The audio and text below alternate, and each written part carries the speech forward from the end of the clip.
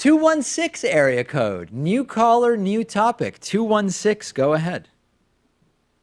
Hey, David, thanks for taking the call. I'd like to maybe lay out a problem and just get your question, or lay it out and get your thoughts on it. Sure. I think representation is kind of a big one that I just don't hear spoken about enough, and so maybe let me lay it out here real quick.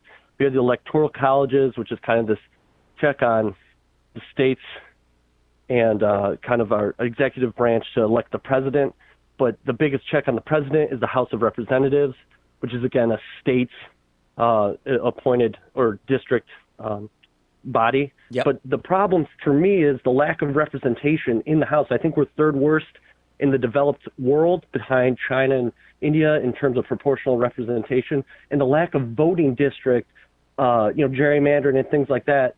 So it kind of hurts. Like, you can't really have a functional democracy without proper representation, and two, how you get your representatives. So, the first past the post, and then, changing to like a sort of a state proportional representation. We just don't have enough groups that are. Why don't we have a libertarian wing of the Republican Party? Because there's not enough representatives and how they're voted on. Okay, let me see if we can slow this down just a little bit and see if I know what you're saying.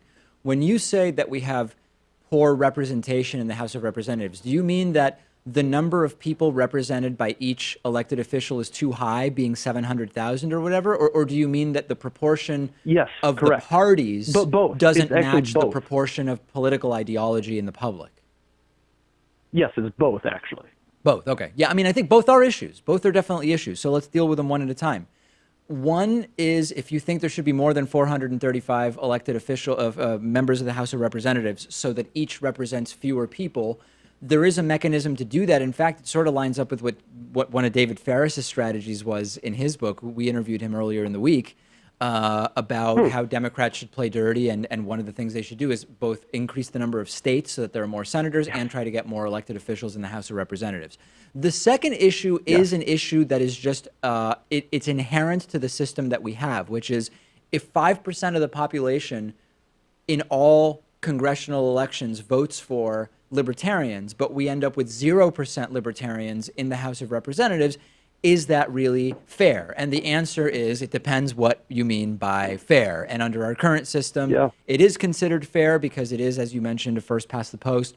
You get one winner and that's it. Other countries have decided it differently, and I've spoken before about how I would be interested in exploring ways that we could do something like that in the U.S. Of course, the problem becomes that then when the white supremacists get 5% of the vote in a bunch of different races, not enough to win any race, now you got 5% white supremacists in the House of Representatives, and do you want that? But you're identifying two very real problems, for sure. Yeah, well, I appreciate your insight on that, and it's something that I just don't hear spoken about. And there's all these great ideas that academia has to solve a lot of these problems, and it's surprising to me how it's like policy is this emergent phenomenon where these great ideas are filtered through the absolute wrong kind of people. But I kind of put that on, we're electing these career politicians instead of a bunch of representatives of ideas and ideology. I think people misconstrue what a politician is. A representative of a community, not necessarily the greatest policymaker. No, they're going to filter an idea through a certain lens of ideology, whether people like that or not. That's just what we need. And in order to get that, you really need to work with good, smart, intellectual people who can actually craft a policy that matches the ideology of the collective group. I would love to see that, and I don't think we're going to see it anytime soon, unfortunately. I really appreciate the call. You're making really good points, and I hope to hear from you again.